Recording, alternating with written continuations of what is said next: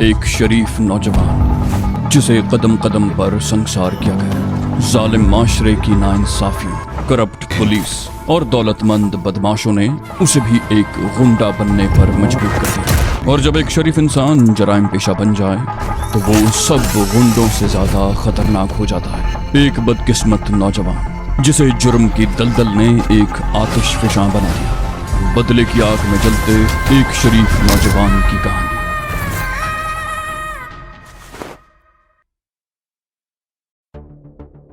समीना ने फोन का रिसीवर उठा लिया और शारिक से पूछकर चौधरी करामत का नंबर डायल करने लगी। कॉल फौरन ही रिसीव कर ली गई, जिसका मतलब था कि वो लोग जाग रहे थे और इत्तेफाक से कॉल हाजी ने ही रिसीव की थी। वो हेलो के जवाब में गुर्राया, ओए देखो इरफान। वो गालिबन उस वक्त ज्यादा बदहवास हो रहा था कि ये भी न जान सका कि हेलो की आवाज किसी मर्द की थी या औरत की। वो बोला, मुझे मालूम है तेरे साथ कुछ ज्यादती हुई है, लेकिन तुझे कोई ऐसी हरकत करने से पहले खुद सोचना चाहिए था कि हम किस किस्म के हालात से गुजर रहे हैं। ओए, मैंने तुझे बेटों की तरह अपने साथ रखा है। मैं कहता हूं तू वापस आ जा, वरना जानता है तुझे मुझसे कहीं पनाह नहीं मिलेगी। समीना ने उसके खामोश होने पर कहा, तुम खुद पनाह की तलाश में भागे फिर रहे हो, किसी और को क्या पनाह दोगे? समीना बोली, मैं समीना बोल रही हूं पाजी। तुम्हारी इत्तला के लिए अर्ज है कि तुम्हारा इरफान हमारे पास है और हम तुम्हारे ही आदमी को तुम्हारे खिलाफ इस्तेमाल करेंगे। हाजी चीखा, बकवास कर रही हो तुम। समीना ने पुरसुकून लहजे में कहा, मुझे झूठ बोलने की जरूरत नहीं। शुक्र करो चौधरी करामत के घर से निकलते ही इरफान शारिक के हाथ लग गया था। वो तो थाने जा रहा था, मगर शारिक उसे समझा बुझाकर अपने साथ ले आया। अगर वो थाने चला जाता तो पुलिस अब तक तुम्हारा तिया पांचा कर चुकी होती। हाजी बोला, इरफान ऐसा नहीं कर सकता। सजा के बावजूद वो मेरा वफादार है। वो ना तो पुलिस के पास जाएगा और ना ही शारिक के पास। तुम झूठ बकती हो। समीना बोली, तुमने उसे जो सजा दी है उस पर तो वो कुछ भी कर सकता है। अगर तुम्हें मेरी बात का यकीन नहीं आता तो मैं इरफान से तुम्हारी बात करवा देती हूँ। उसने नौलखे को इशारा किया। नौलखा इरफान को गोद में उठा कर ले आया। समीना ने रिसीवर उसके हाथ में थमा दिया। बोली, हाजी से बात करो। इरफान रिसीवर लेकर बोला, हाजी साहब, तुमने मेरे साथ अच्छा नहीं किया। मैंने तुम्हारी कितनी खिदमत की, तुम्हारी खातिर बेगुनाहों को मौत के घाट उतारा और तुमने मुझे ये इनाम दिया कि मेरे आने वाली नस्लों का रास्ता बंद कर दिया। मैं तुमसे इसका इंतकाम जरूर लूंगा। ये तो इत्तेफाक है कि मुझे शारिक मिल गया था। मैं अपनी खुशी से इसके साथ आया हूं और अब मैं तुम्हें चैन से नहीं बैठने दूंगा। समीना ने उससे रिसीवर ले लिया और बोली, अब तुम्हारी तसल्ली हो गई पाजी, लेकिन इत्मीनान रखो, अभी हम पुलिस को तुम्हारे बारे में इत्तला नहीं देंगे और ना ही इरफान को तुम्हारे खिलाफ इस्तेमाल करेंगे। ये दोनों काम हम मुनासिब वक्त आने पर करेंगे। उस वक्त तक मैं तुम्हें दौड़ा दौड़ा कर इतना थका दूंगी कि तुम में कदम उठाने की भी हिम्मत नहीं रहेगी। ये शिकार खेलने की हमारी पॉलिसी है। माझे गुज्जर को भी हमने इसी तरह थका थका कर मारा था, लेकिन तुम्हें मैं मौका देना चाहती हूँ। मैं उस वक्त का इंतजार कर रही हूँ कि जब तुम खुद हमारे कदमों में आकर गिरोगे और कुत्तों की तरह हमारे पैर चाटोगे। जवाब में हाजी कुछ कह रहा था, लेकिन समीना ने फोन बंद कर दिया और नौलखे को इशारा किया। वो इरफान को उठाकर उसके कमरे में छोड़ आया। उसके बाद भी ये लोग काफी देर तक बातें करते रहे और जब जमाइयां आने लगीं तो अपने अपने कमरों में जाकर लेट गए। समीना हस्बे मामूल ऊपर वाले कमरे में जाकर सो गई। सुबह 10 बजे के करीब शारिक रिक्शा लेकर फिर जाने को तैयार हो गया, लेकिन नौलखे और समीना ने उसे मना कर दिया। समीना बोली, बाज़ औक़ात हद से बड़ी हुई खुद एतमादी भी धोखा दे जाती है। रात के अंधेरे में अगर कोई तुम्हें नहीं पहचान सका तो इसका यह मतलब नहीं कि तुम्हारे चेहरे के नकूश बदल गए हैं और कोई तुम्हें दिन के वक्त भी नहीं पहचान सकेगा। अब हमें हाजी का पीछा करने की जरूरत नहीं। इरफान हमारे पास है, वो उसके तमाम ठिकानों से वाकिफ है। अगर वो चौधरी करामत के मकान से किसी और जगह गया तो हमें पता चल जाएगा। शारिक बोला, ऐसे लोगों ने 20 ठिकाने बना रखे होते हैं। इरफान को ख्वाब तो नहीं आएगा कि वो कौन से ठिकाने पर गया है। नौलखे ने कहा, समीना ठीक कह रही है शारिक बाबू। फौरी तौर पर न सही, 2-4 दिन के बाद तो पता चल ही जाएगा कि वो कहाँ गया है। अपने आप को खतरे में डालने की क्या जरूरत है। करीब खड़े हुए तुफैल ने कहा, अगर उसकी सरगर्मियों पर निगाह रखना ज्यादा ही जरूरी समझते हो तो मैं जाता हूँ। नौलखे ने कहा, ठीक है भाई, तुम चले जाओ। और फिर उसके थोड़ी ही देर के बाद तुफैल रिक्शा लेकर चला गया। सुबह नाश्ते के बाद रजिया ने तुफैल ही को भेजकर मेडिकल स्टोर से कुछ दवाएं मंगवा ली। उसने दवाएं नौलखे को देते हुए समझा दिया कि जख्म पर किस तरह लगाई जाएंगी। इरफान को बुखार भी हो गया था, उसके लिए भी दवा मंगवा ली गई थी। उसके 1 घंटे के बाद शारिक और समीना वगैरह इरफान वाले कमरे में बैठे हुए थे और इरफान उन्हें बता रहा था कि वो हाजी के साथ किस तरह लगा था। इरफान की उम्र उस वक्त 30-32 साल थी। वो शादरे से कुछ आगे शेखुपुरा रोड पर वाक़े कोट अब्दुर्रहमान का रहने वाला था। उसका बाप फरमान अली कोट अब्दुर्रहमान के एक जमींदार का मुलाजिम था। बहुत बड़ी जमींदारी थी, लेकिन वक्त गुजरने के साथ साथ जमींदारी खत्म हो गई। फसलों की जगह जमीनों पर बड़ी बड़ी फैक्ट्रियां वजूद में आने लगीं। जमींदारी सिमट कर रह गई। इरफान उस वक्त 25-26 साल का जवान था। उसने कस्बे के हाई स्कूल से मैट्रिक किया था। बाप का ख्याल था कि वो उसे भी जमीनों पर मुंशीगिरी पर लगा देगा, लेकिन जमींदार सड़क के आसपास की जमीनें फरोख्त कर रहा था। इरफान शहर चला गया। उसे एक वाकिफकार के जरिए हाजी के सिनेमा में नौकरी मिल गई। उसे पहले गेट कीपर लगाया गया, फिर उसका काम और दयानतदारी को देखते हुए उसे बुकिंग क्लर्क लगा दिया गया। इरफान बहुत खुश था। उसने तकरीबन 2 साल क्लर्क की हैसियत से काम लिया। हाजी उस पर मेहरबान था और जब इरफान के वालिद का इंतकाल हुआ तो हाजी ने उसे न सिर्फ 10,000 रुपए दिए बल्कि 15 दिन की छुट्टी भी दे दी, ताकि वो अपने बाप की आखिरी रसूमात अदा करने के बाद इत्मीनान से वापस आ जाए। और जब इरफान वापस आया तो हाजी ने उसे सिनेमा का सुपरवाइजर बना दिया। इस तरह न सिर्फ उसकी तनख्वाह में इजाफा हो गया बल्कि कुछ आसाइशें भी मिल गईं। और फिर एक रोज हाजी की इन मेहरबानियों का राज भी खुल गया। उस रोज इरफान को पहली मर्तबा पता चला कि हाजी हेरोइन का बिजनेस करता है। 3 आदमी रात 10 बजे सिनेमा में हाजी से मिलने आए थे। हाजी ने उनकी बड़ी खातिर मदारत की थी और वो लोग जाते हुए हाजी को कपड़े का एक थैला दे गए थे जिसमें बड़ी मालियत के नोटों के बंडल भरे हुए थे। इरफान के ख्याल में ये रकम कई लाख रुपए थी। हाजी ने वो थैला इरफान के हवाले करते हुए उसे हिदायत की थी कि वो समनाबाद वाली कोठी चला जाए और वहीं रुककर उसका इंतजार करे। वो कई लाख रुपए की रकम थी। इरफान चाहता तो वो थैला लेकर गायब हो जाता, लेकिन वो एक दयानतदार आदमी था और इसी दयानतदारी की वजह से वो सिनेमा के गेट कीपर से तरक्की करके सुपरवाइजर बना था। मैनेजर के बाद उसको तमाम इख्तियारात हासिल थे। जब कोई नई फिल्म लगती तो टिकटें अपने आदमियों के जरिए ब्लैक की जाती और ब्लैक की उस रकम में गेट कीपरों से लेकर मैनेजर तक सबका हिस्सा होता। लेकिन इरफान ने कभी इस ब्लैक मेलिंग से अपना हिस्सा वसूल नहीं किया था। हाजी भी उस पर गहरी निगाह रखे हुए था और ये इरफान की दयानतदारी ही थी कि हाजी ने कई लाख रुपए की रकम उसके हवाले कर दी थी।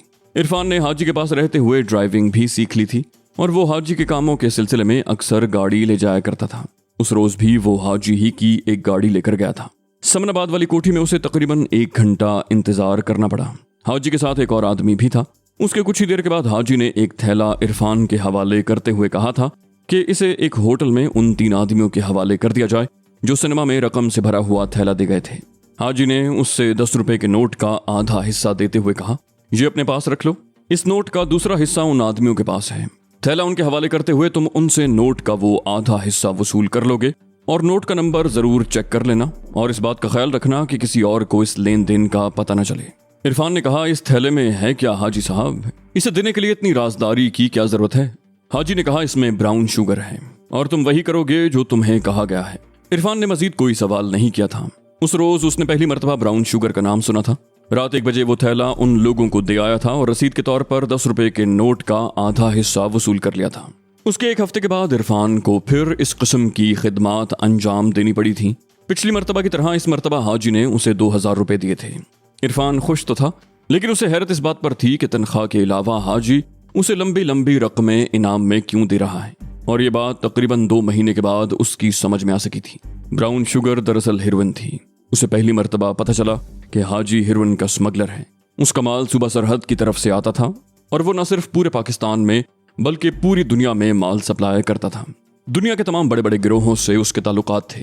बाज लोग खुद यहाँ आते और माल ले जाते और बाज जगहों पर हाजी खुद माल भेजता था। इरफान को जब इस सारे धंधे का पता चला तो उसने नौकरी छोड़ दी।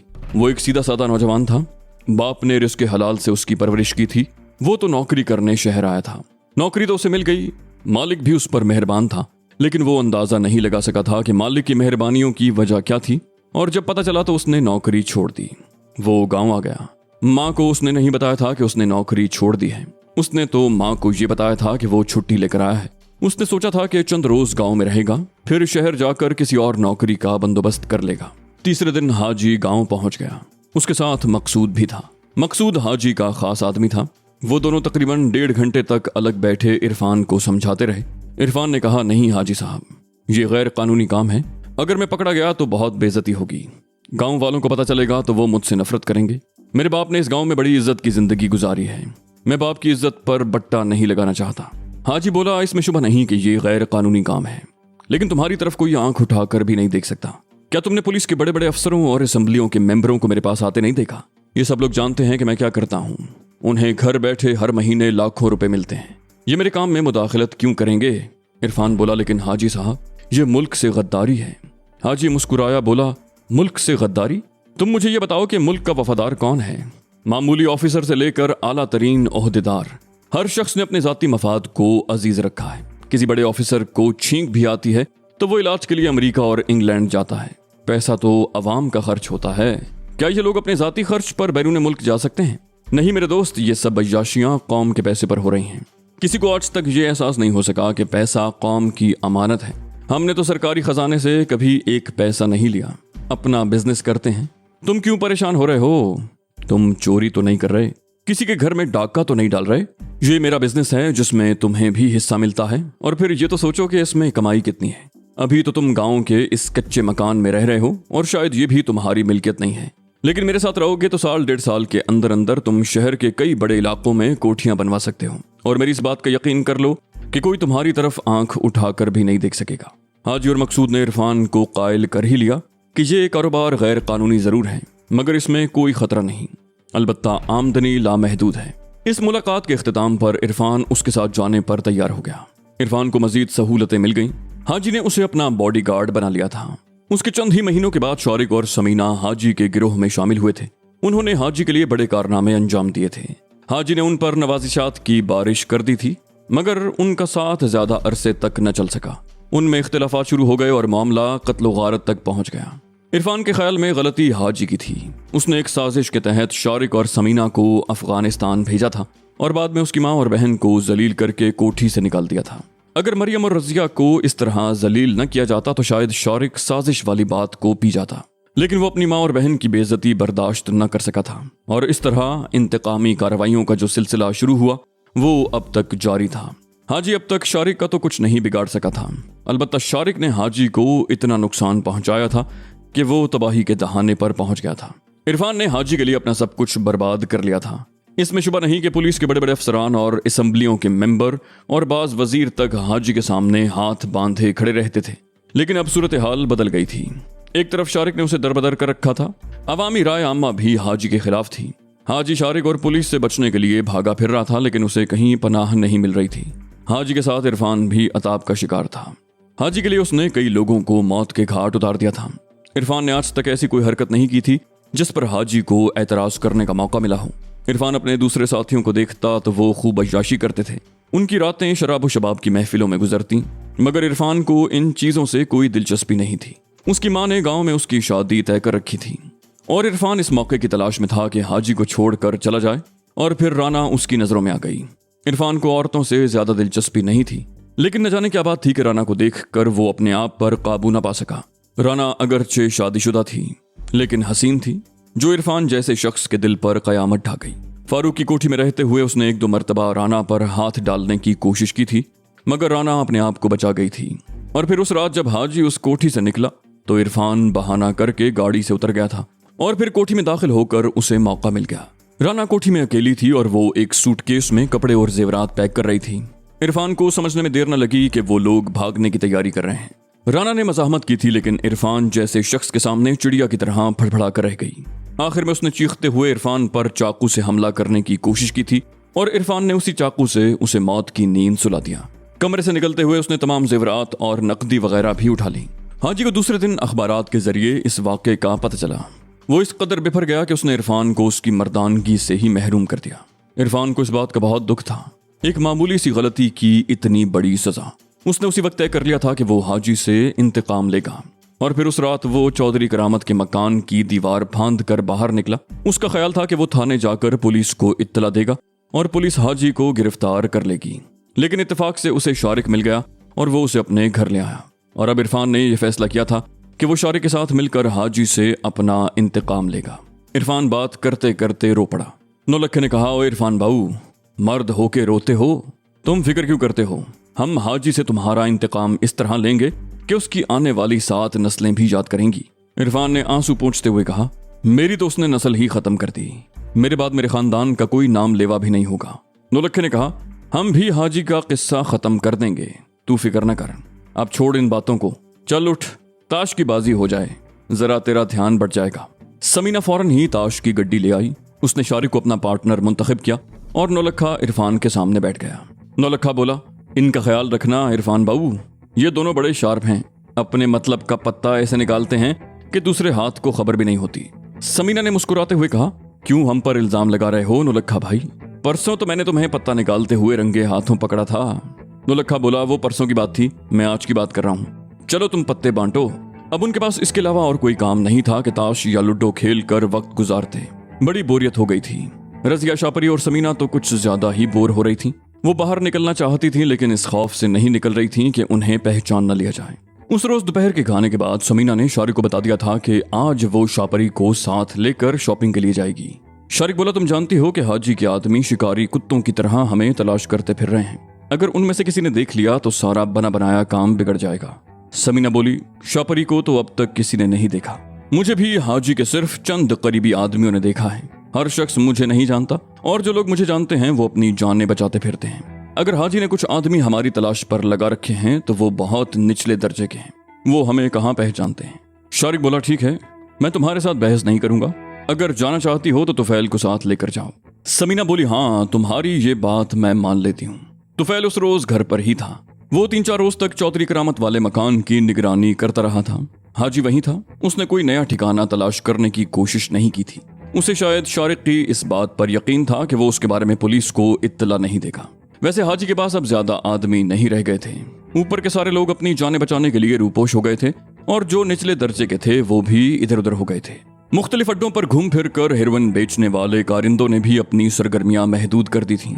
बड़े आदमियों के रूपोश हो जाने के बाद ही रबनवाज जैसे छोटे आदमियों को हाजी के करीब आने का मौका मिला था।